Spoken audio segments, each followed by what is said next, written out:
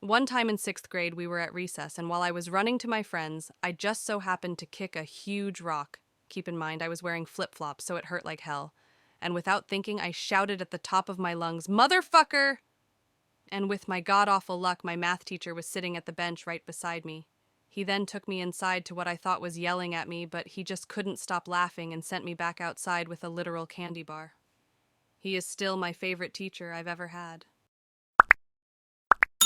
In my junior year of high school, this guy asked me on a date. He rented a Redbox movie and made a pizza. We were watching the movie, and the oven beeped, so the pizza was done. He looked me dead in the eye and said, "This is the worst part."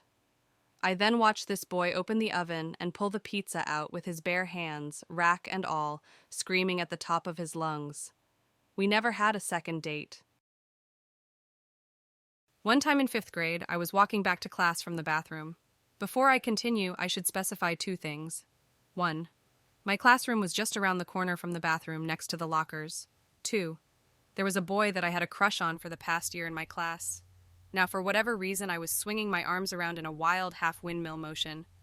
Don't ask me why, I was just filled with childlike glee, I guess. So there I was, swinging my arms dramatically. Then, just when I got to the corner, smack. I had accidentally slapped someone in the face. It took me a second to realize who it was, my crush. I was mortified, but he just started laughing. To this day, I can probably cite that as one of my top, clumsy, socially inept moments. So I have this health teacher who is insane about exercise. This woman has done Ironman triathlons and talks about going to the YMCA at 5 a.m. Yeah, she's crazy. Basically, we have this project to pick a health goal to do for a month. Things like drinking water or doing squats. For that, you need some motivation, so we were talking about physical things to reward ourselves with.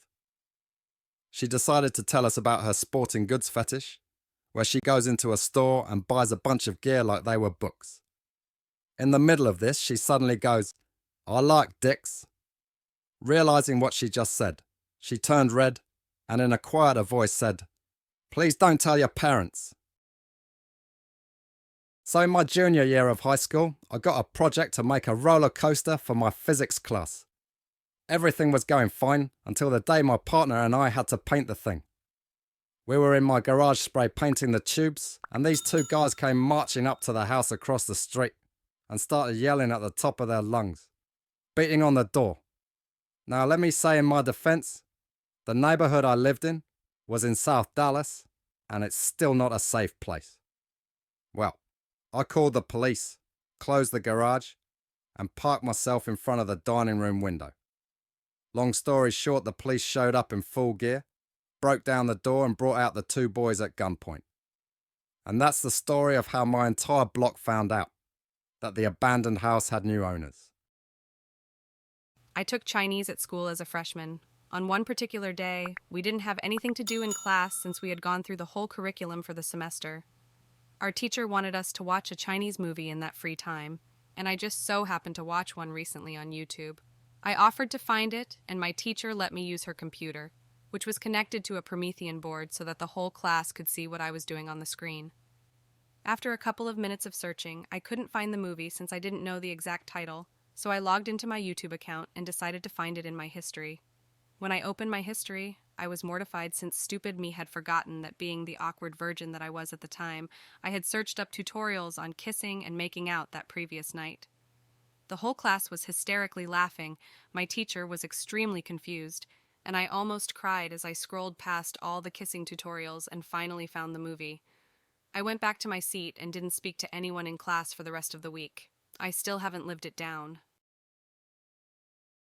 I failed the first quarter of a class in middle school, so I made a fake report card. I did this every quarter that year.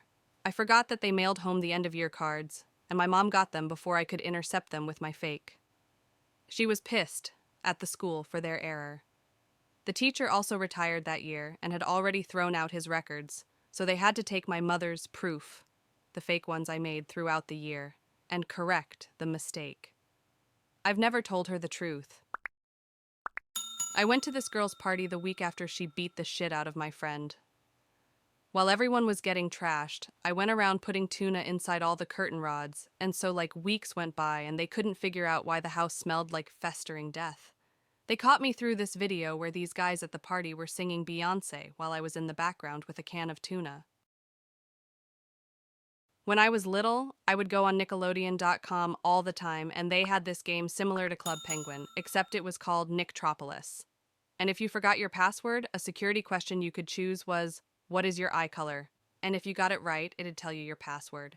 So I would go to popular locations in Nicktropolis and write down random usernames who were also in those areas, and then I would log out and type in the username as if it were my own and see which of these usernames had a security question set to, "What is your eye color?" which was most of them since it was easy and we were all kids. I would then try either brown, blue, or green and always get in. Then I would go to their house and send all of their furniture and decorations to my accounts. And if I didn't want it, I could sell it for money. I drew a penis with a glue stick on the whiteboard. My whole class once got detention because I drew a penis with a glue stick on the whiteboard, and when the teacher went to wipe off the board, all the fluff came off and stuck to the glue. I never got in trouble for it because my whole class found it too funny to tell the teacher it was me.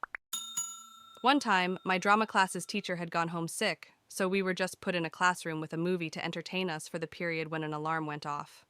None of us were sure if it was the fire alarm or the lockdown alarm, so we all headed out into the hall to check and no one was out there.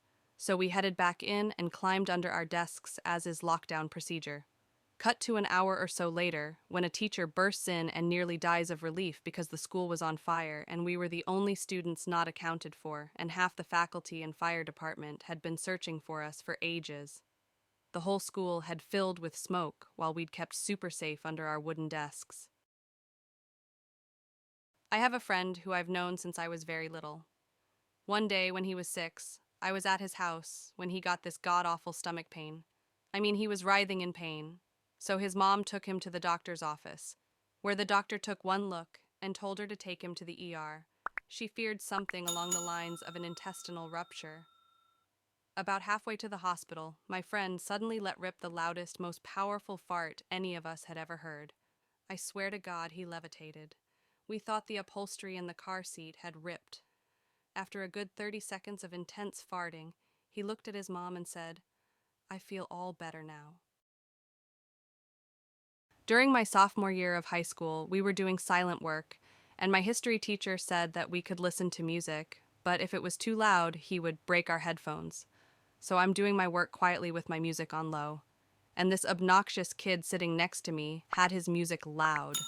I could hear it over my music, but ignored it. My teacher thought it was me. So he came up to me and ripped my brand new Apple headphones, looking ruthless. He suddenly realized it was the guy next to me, and he was completely embarrassed. He came in the next day with a new pair and an apology note taped to them. He couldn't look me in the eye for the rest of the year.